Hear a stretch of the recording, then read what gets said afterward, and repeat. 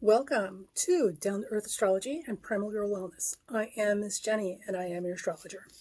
Today's video is just a quick peek at the marriage of Meghan Markle and Prince Harry and maybe gleaning a little information about what's actually going on because these two are so secretive and manipulative. I mean, let's be honest here. There's more than a little of public image management going on with every step that they take. So it's kind of interesting, which unfortunately for them has raised a lot more questions than it's done them any good. Okay, so I can tell you now that looking at the wedding chart in approximately 4 years, which is going to bring us to 2022 right now, the finances of the marriage are going to be hugely prominent and a point of focus and discussion, which it clearly is. Now, here's the thing though, right? Prior now, there's been a lot of speculation about the couple's finances and all that sort of stuff. So that's not entirely new. What is new is that this is definitely putting a fine point on the pencil for them respectively together in terms of their mutual finances are concerned. So it's actually a point of discussion right now between them and will be for the rest of the year. Now, this is an interesting year that's ahead, and we're going to get into that in a second. The other thing that comes up very prominently this year, 2022, is there's an indication of relocation overseas. So they're not moving across the country or a couple states away or to another town. This actually looks like they may be moving to a whole other country, complete with new citizenship. That's unexpected. I can't imagine where they go. Now, what's also interesting about this relocation is if this in fact occurs, the children will be driving this decision. So something that has to do with the children will be a very prominent factor in why they've decided that they need to move to another country and relocate there. Interesting. It will be interesting to see how this plays out. Now, the other thing that comes up this year, and I'm speculating, I could be wrong about this, but I suspect that one of the issues with at least one of the children is going to be their hearing. So I think there may be some profound hearing auditory issues. Now, I know that when we did the Lilibet birth chart, assuming that we actually have her actual birth date, birth time, and place of birth, since there's all sorts of secrecy and questions about the veracity of that information. Good Lord. So I know when we're looking at the information that we do have, which may or may not be correct, we may not have been given the truth. In that particular chart, there are definitely some developmental issues and something involving the hearing or the eustachian tubes. In this wedding chart, it definitely looks like there's a problem with one of the children and their hearing, right? So that would be interesting. Because the only other thing it could be would be, because it's Vesta moves into conjunction with Saturn, and Vesta's health issues, but it could possibly be neuromuscular issues, maybe, but that's pretty, I don't want to say that. I don't want to put that out there because that's a huge, heavy thing. And also, too, I don't do medical astrology and I don't advocate it. So let's just leave it at there's possibly some health issues with one of the kids that's going to be driving the decision to relocate. I can't imagine, because the United States has the best healthcare system in the world when you've got that kind of money. All right, now, when we look at their chart further, here are some important dates through this year, through 2022, 2023, that we're looking at for them. So the first thing is in August. Watch that month. August may be the month they actually move. So I know there's discussion about them selling their Montecito mansion or moving out or stuff like that, but it looks like it may not be August until they finally land. And here's the important words, cut ties, possibly even gaining citizenship and or giving up citizenship in one of their respective countries to move somewhere else. So look for August this summer to be here we go with the itching, right? To be a big deal. So in August, I am looking at a cutting of ties, a decision being made, and also long distance travel with the possibility of application for citizenship, which will prove to be problematic. If this is accurate and this is playing out as we're seeing it here, it's going to be a problem. Citizenship is going to be a problem, but not for her. It's going to be for Harry. Go figure, right? Also, watch the month of November. Because in November, there's going to be issues with the children's health, and these are going to be very costly things, financially costly things. So right now, there's a lot of excessive financial indulgence going on, and this is going to continue throughout the year, especially on Meghan's part, because she's not feeling it like Harry is, or the marriage is. So the marriage and Harry are taking the brunt of these issues. She's not really seeing it personally yet. It'll catch up with her, but not yet. So it's easy to ignore things when they don't affect you personally.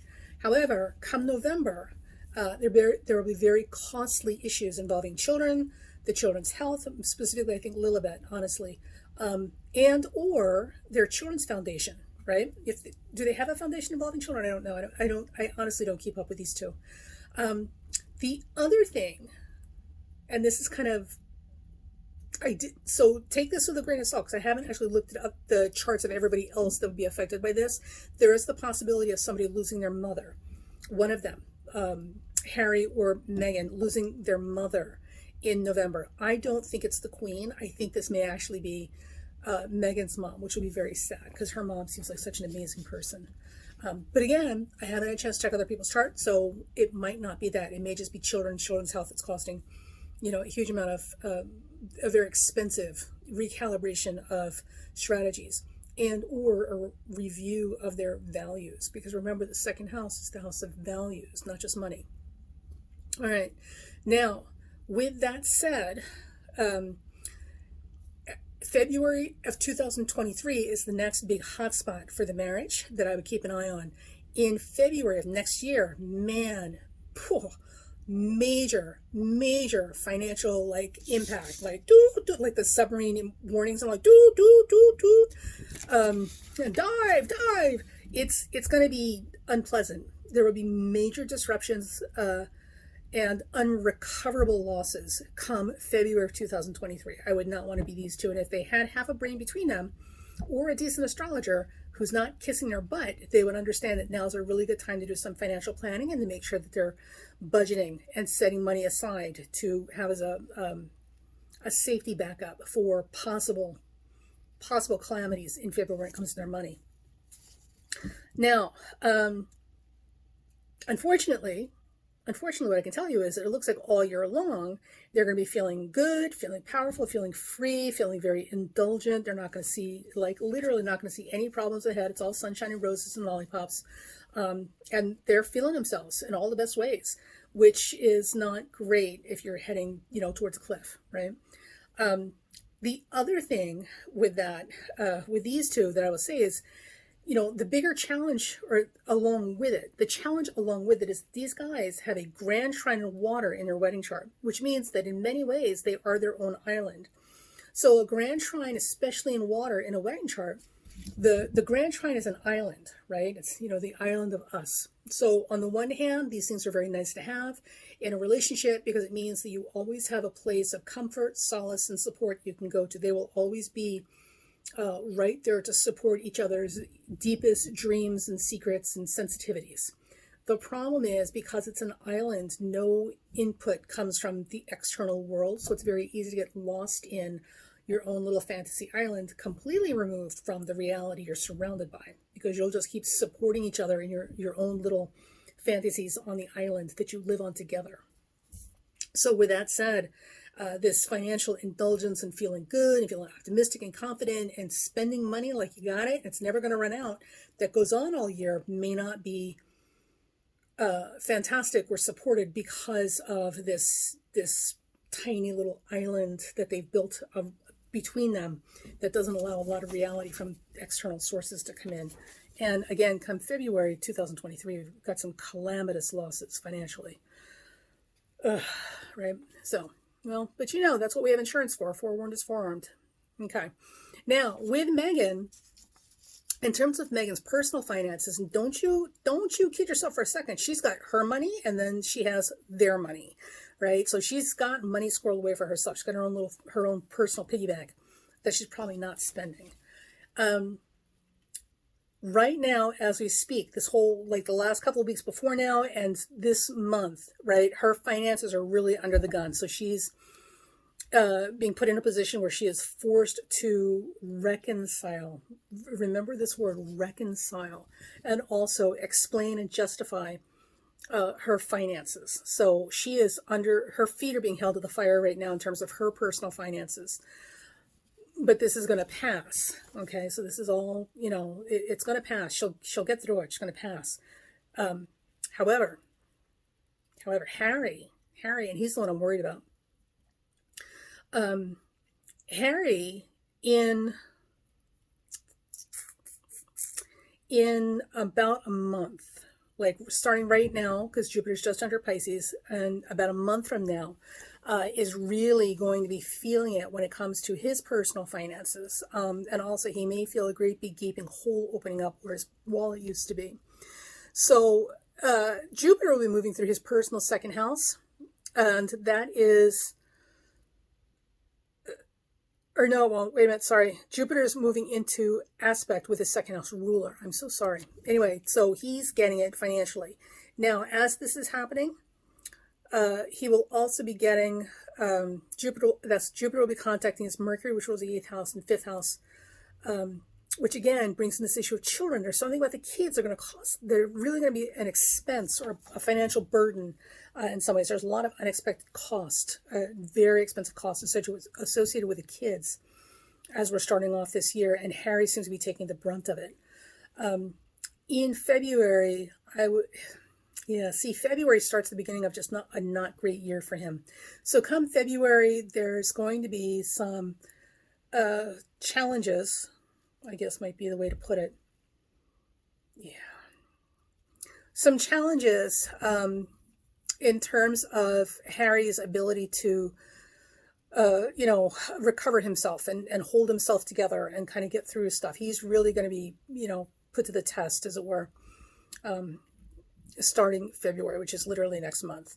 And as we go through the year from March to October, there's no improvement. And if anything, one of the things I'm looking at for Harry is the possibility of him being the one that has a breakdown of sorts and so has some major mental health issues as we go through the year. So deep depression is also possible, but he's definitely going to be needing some support and assistance as the year goes on. This will not be an easy year for him. He seems to be taking the worst of it, and it will absolutely, all of these things are not only going to impact his finances this whole year, but also his value system. So there's a whole lot that he's going to have to review and reconsider, because it won't be a happy time for him as we go through the year. So that's all we have for these two. I'm not getting too much more into it because honestly it feels a little, just time will tell. And also the only reason I'm doing this much is mostly because I'm worried about Harry. This is going to be a really tough year for him. So we'll see how this goes, but definitely we're looking at a relocation, a physical relocation, possibly to another country with an attempt to get citizenship there as of August, right? So they're working on it now, but it'll be August before they can actually get somewhere. By the time we get to November, the kids are going to be an issue. The kids are going to be an issue for both of them, or the Children's Foundation, or one of them might lose their mother. But November is a big hot spot that's really going to kind of set them back on their heels in deeply personal ways and force them to reevaluate their values, right? And what matters to them. Meghan's going to be okay. This right now is the worst of it. So one of the things we should be seeing right now is a real inspection and holding of accountability for her specifically where finances are concerned. So we don't know, because we only know what the press tells us, what they allow the press to see, but she's really getting it right now. So it's not a happy time for her. Unfortunately, like I said, they're both living in kind of la-la land where, the money never runs out and everything's always going to be fine, because they live on that little, grand water trine island in their marriage. And this year has a lot of overindulgence, financial overindulgence written all over it for the marriage. So that's concerning. But, they're adults. They make their own decisions. With Harry, this whole year is going to be a tough year. He's taking hits financially. His value systems are being challenged. And mental health issues are a big specter around him all year long. So it's entirely possible, that he may be having some mental health challenges as we get through the year. So there you go. Let's see how this plays out. Remember, if you enjoyed this, like, subscribe, share so you can get notifications of future videos. And as always, be well, be good, wear your mask. Talk to you later.